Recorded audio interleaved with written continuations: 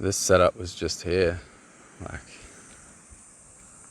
a couple of chairs, a couple of leg rests, a little table made out of milk crates, an old piece of timber. And in the distance that way, that's Darwin. But then there's a harbour between Darwin and Waggett, I think is how you say this place.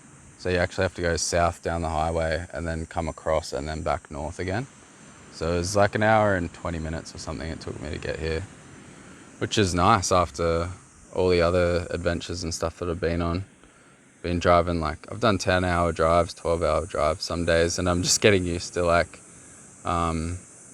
this part of it where probably only drive for 2 hours max between cool experiences at the moment.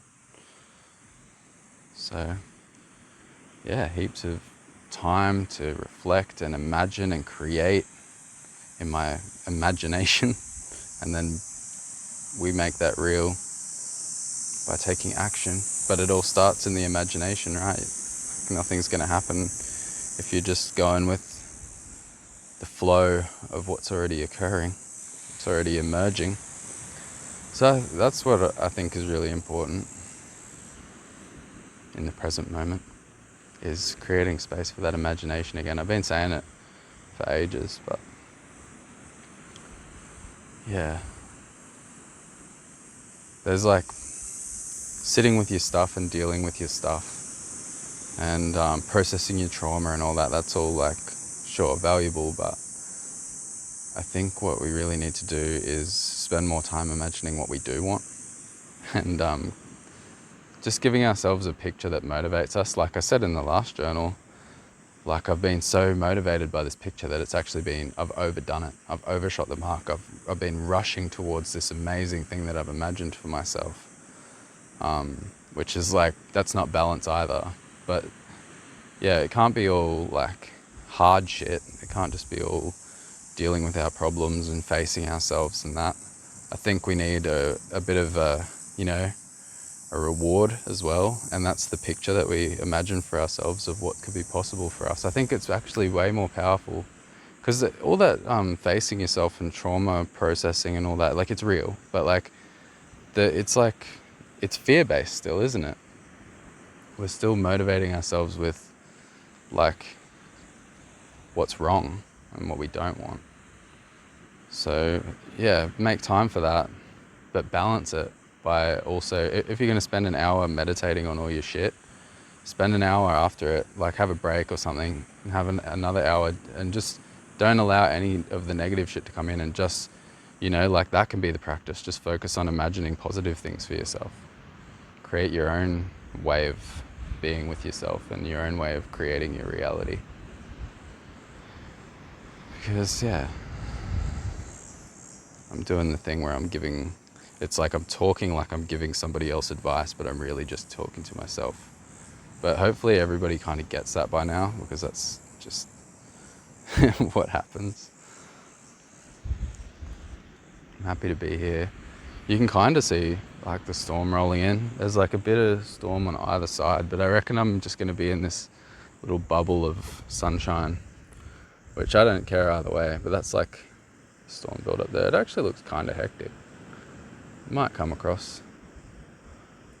I haven't been down to the actual water yet, because there's a sign back up on the way to the beach that says October to May. It's like a safety thing, like what you should do during those times of the year. October to May, do not enter the sea. That's the instructions. Don't go in there at all. But I'm still gonna like go down to the shoreline and get wet, and like rinse myself off, get salty, feel that medicine. Yeah, I think it'll be alright. If I get stung by a irukandji or something, then that'll be a fucking experience in itself, won't it? And I can journal about that. Look, I made another stupid decision and more bad shit happened. When will I learn my lesson? Isn't this a fun show? Oh, but I don't want to not do shit because it's fucking risky or scary. I want to like take precautions. Like, I'm not going to go swim out to the next country. Like, just I've done dumb shit like that before though. So I can't say that I wouldn't do something, because I would do stuff. I have done stuff. I can kind of see this thing playing out in myself where I'm like rebelling against nothing. I've got this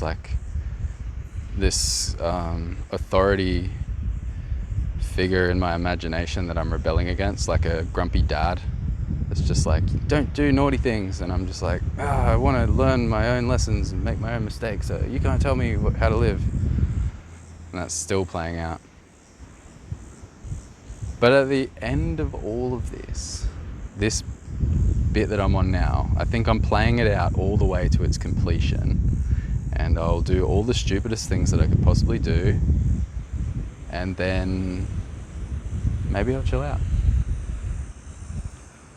Then maybe I'll be ready to settle and just be like, yep, there's nothing else that I would like to test in reality. There's no more boundaries that I'd like to push. There's no more challenges that I need to see if I can overcome. There's no more obstacles that I want to see if I can be bigger than. I guess it's ego. A lot of that sounds ego, doesn't it? Ego's not bad though. Ego's like, it's a part of us, right? We've got to. It's the self. It's like the identity. It's like who we think we are. So, and you can't just run away from it. You can't just escape yourself. And people do. You can do anything. Why am I putting restrictions on how to be in reality? But I don't know. I'm figuring out the best way for me. That's all I'm doing. I'm not gonna come up with some answer that's gonna make sense to everybody else. At this point, I don't think much of me is going to make sense to many people. Like for me, this is the best day ever. Like walking down here and like, oh man, there's somewhere to put my bottle of water and my book, and there's even a footrest. It's like, that is better than the best. That's like, whoever was here and set this up, I just want to high five them. Like, people just do cool shit. I want to do cool shit. I want to leave little surprises for people, set up cool little shelters and things. New imagination. Create.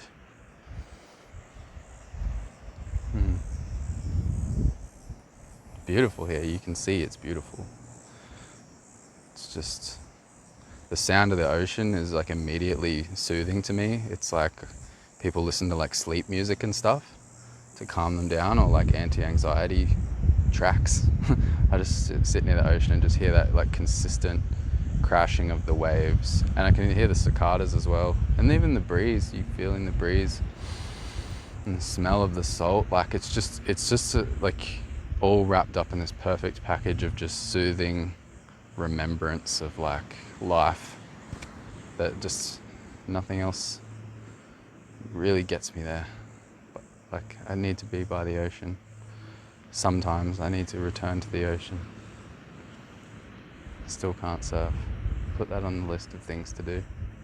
Learn to surf. Eventually.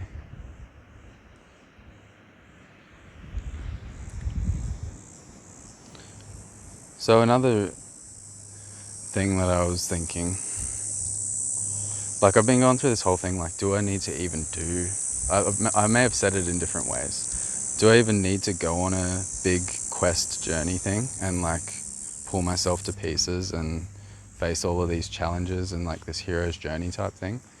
Or did I just think that I had to because I didn't feel like I was enough as I was? Like I felt like I was doing video journals and it wasn't interesting enough or exciting enough. I didn't feel like I was man enough. Like, felt like I was kind of a fraud or whatever, and I hadn't really been on anything challenging enough. Like, I've been through all my stuff, like, but I hadn't really faced my demons in the biggest possible way.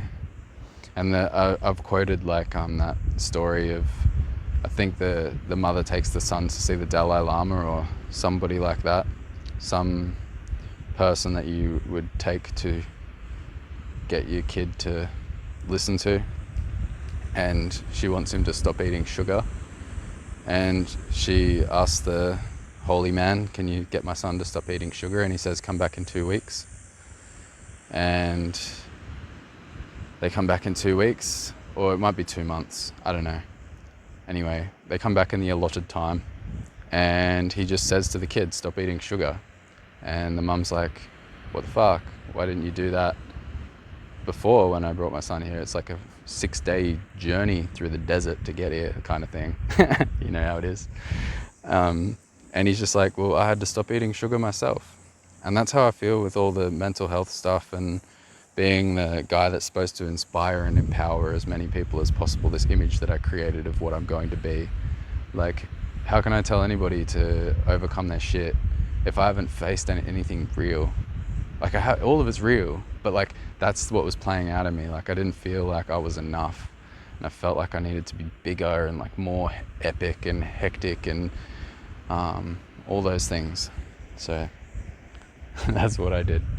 And there's a person coming and I feel awkward.